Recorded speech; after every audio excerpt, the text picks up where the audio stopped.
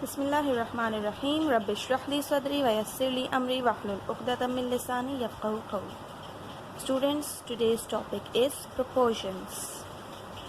Proportions समझने से पहले स्टूडेंट्स हमें इक्विवेलेंट फ्रैक्शन के बारे में पता होना चाहिए। जिसको इक्विवेलेंट फ्रैक्शन के बारे में पता होगा वो प्रोपोर्शंस बहुत अच्छे से समझ लेगा। What are equivalent fractions? Let's start with an example. A simplest fraction 1/2 or 1/2. इसके इक्विवेलेंट फ्रैक्शंस हम क्या निकाल सकते हैं? जब हम किसी भी फ्रैक्शन को न्यूमरेटर और डिनोमिनेटर दोनों को सेम नंबर से मल्टीप्लाई करेंगे तो हमारे पास उसका इक्विवेलेंट फ्रैक्शन आएगा। 1 multiplied by 2 is equals to 2 and 2 multiplied by 2 is equals to 4. So 2/4 is an equivalent fraction of 1/2. 1 2 का हाफ है और 2 4 का हाफ है। इवन इनके न्यूमिनेटर्स और डिनोमिनेटर्स डिफरेंट हैं but they have same value. कैसे सेम वैल्यू है इनकी? 1 2 का हाफ है और 2 4 का हाफ है। ओके, सो इनकी वैल्यू क्या है? सेम है। So they are called equivalent fraction. एक और इक्विवेलेंट फ्रैक्शन निकालते हैं हम 1/2 का। कैसे निकालेंगे? अगर हम इस 1/2 को न्यूमरेटर और डिनोमिनेटर दोनों को 3 से मल्टीप्लाई कर दें। 3 1s are 3 and 2 3s are 6. Again 3/6 is an equivalent fraction of 1/2. Numerator और डिनोमिनेटर डिफरेंट है बट वैल्यू इसकी भी सेम है।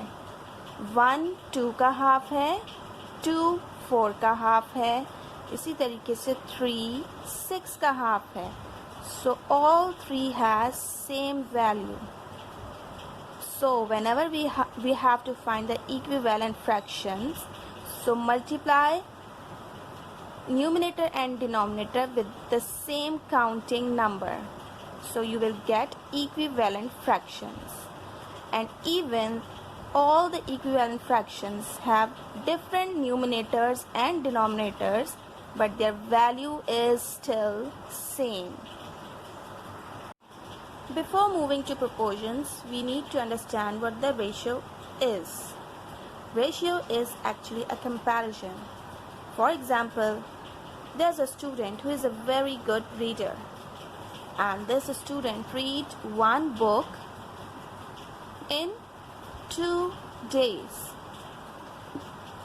So the ratio of books to days is 1/2, and it is read as 1:2. So basically ratio is simply a fraction which is written in certain way. The ratio of books to days is 1/2. अगर एक बच्चा एक book 2 दिन में complete करता है तो वही बच्चा 5 बुक्स कितने दिन में कंप्लीट करेगा? तो हम क्या करेंगे? 1 और 2 यानी न्यूमरेटर और डिनोमिनेटर को 5 से मल्टीप्लाई कर देंगे।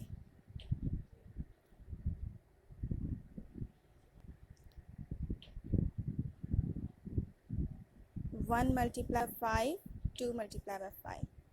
1 multiplied by 5 is equals to 5 and 2 multiplied by 5 is equals to 10. 5/10. जिस तरीके से इक्विवेलेंट फ्रैक्शंस की वैल्यू सेम होती है, इसी तरीके से इन रेशियोज़ की वैल्यू भी सेम है। एक बच्चा एक बुक 2 दिन में ख़त्म करेगा तो वही बच्चा 5 बुक्स 10 दिन में ख़त्म करेगा। क्योंकि इनकी वैल्यू सेम है इसलिए हम इस बीच में इक्वल टू साइन लगाते हैं और ये कहलाते हैं इक्विवेलेंट रेशियोज़। और इक्विवेलेंट रेशियोज़ ही एक्चुअली प्रोपोर्शंस कहलाते हैं। These are equivalent ratios and equivalent ratios are actually called proportions. Proportions में जिस तरीके से वैल्यू सेम होना ज़रूरी है, जैसे कि 1 2 का हाफ है, बिल्कुल इसी तरीके से 5 10 का हाफ है, इक्विवेलेंट हैं ये दोनों, मीन्स इनकी वैल्यू सेम है. ओके स्टूडेंट्स, दूसरी चीज़ भी बहुत इम्पॉर्टेंट है कि इनके यूनिट्स भी सेम होना ज़रूरी है. इसका क्या मतलब हुआ? इसका मतलब ये हुआ कि अगर न्यूमरेटर में बुक्स और डिनोमिनेटर में डेज़ है तो यहाँ पर भी बुक्स अपॉन डेज़ ही होना चाहिए. अगर मैं यहाँ की क्वांटिटी चेंज करके पिज़्ज़ाज़ लिख दूँ, ओके, कि एक बच्चा एक बुक 2 दिन में ख़त्म करता है और 5 पिज़्ज़ा 10 दिन में ख़त्म करता है, तो this is no longer a proportion. ये प्रोपोर्शन नहीं कहलाएगा. प्रोपोर्शन होने के लिए इनकी वैल्यूज सेम होने के साथ साथ इनके यूनिट्स भी सेम होने ज़रूरी हैं. Okay, books will be compared to books and days with the days. Even though अगर मैं इसको भी ऊपर नीचे कर दूँ, अगर मैं डेज ऊपर कर दूँ और बुक्स नीचे कर दूँ, तब भी ये प्रोपोर्शन नहीं कहलाएगा. प्रोपोर्शन होने के लिए न्यूमरेटर में सेम यूनिट और डिनोमिनेटर में सेम यूनिट्स होना ज़रूरी है, जब ही ये प्रोपोर्शन कहलाएगा. अगर यूनिट सेम नहीं होंगे तो ये प्रोपोर्शन नहीं कहलाएगा. बुक्स को बुक्स के साथ कंपेयर करेंगे और डेज़ को डेज़ के साथ कंपेयर करेंगे, जब ही ये प्रोपोर्शन कहलाएगा. Now it is called the proportion because पहले तो इनकी वैल्यू सेम है और दूसरा इनके यूनिट्स भी सेम हैं. So, proportion is actually a pair of equivalent fractions. Okay students, के proportion actually equivalent fraction का pair होता है. लेकिन proportions कहाँ इस्तेमाल होते हैं, किस लिए यूज़ होते हैं? Very important question. Proportions के थ्रू हम unknown values जान सकते हैं. कैसे जान सकते हैं? फॉर एग्ज़ाम्पल, एक बच्चा एक बुक 2 दिन में ख़त्म कर रहा है. ओके, इसका रेशियो क्या है? 1 book into 2 days, books over days. अब अगर मुझसे कोई सवाल पूछता है कि ये बच्चा 23 बुक्स कितने दिन में ख़त्म करेगा, मैं कैसे बताऊंगी? Okay, so here we need a proportion to know the unknown value. मैंने आपको बताया कि proportion बनाने के लिए यूनिट्स का सेम होना भी ज़रूरी है. ठीक है ना? तो इसका मतलब है बुक्स ऊपर आएंगी और डेज नीचे आएंगे. अब मुझे पता है कि ये बच्चा एक दिन में एक बुक 2 दिन में ख़त्म कर रहा है, तो 23 बुक्स कितने दिन में ख़त्म करेगा? ठीक है ना?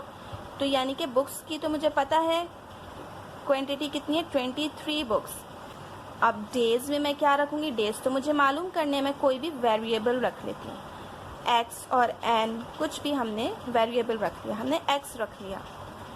अब हम कैसे मालूम करेंगे कि कितने दिन में बच्चा बुक्स ख़त्म कितने दिन में ये 23 बुक्स ख़त्म करेगा? तो मैथमेटिक्स में हमारे पास क्रॉस मल्टीप्लिकेशन का प्रोसीजर है. What is called cross multiplication? देखिए स्टूडेंट्स, क्रॉस मल्टीप्लिकेशन में आप इस तरीके से मल्टीप्लाई करते हैं जब बीच में इक्वल टू, ग्रेटर देन या लेस देन का साइन होता है. x 1 से मल्टीप्लाई होगा और 2 23 से मल्टीप्लाई होगा. x will be multiplied with 1, बीच में इक्वल टू साइन, और ये 2 मल्टीप्लाई होगा 23 से. ओके, सो x को जब हम 1 से मल्टीप्लाई करेंगे तो x ही आंसर आएगा. x 1 ज़ा x. और 23 को जब हम 2 से मल्टीप्लाई करेंगे तो 47. 46 आंसर आएगा। तो यानी कि x की जगह x का आंसर क्या आया 46। तो ये बच्चा 23 बुक्स 46 डेज में कंप्लीट करेगा। ओके स्टूडेंट्स, सो इस प्रोपोर्शन के थ्रू हमने एक अननोन वैल्यू मालूम कर ली। हमारे पास 3 नोन वैल्यूज़ थी और एक अननोन थी, तो इस प्रोपोर्शन के थ्रू हमने अननोन वैल्यू फाइंड आउट कर ली। So there is a use of proportions.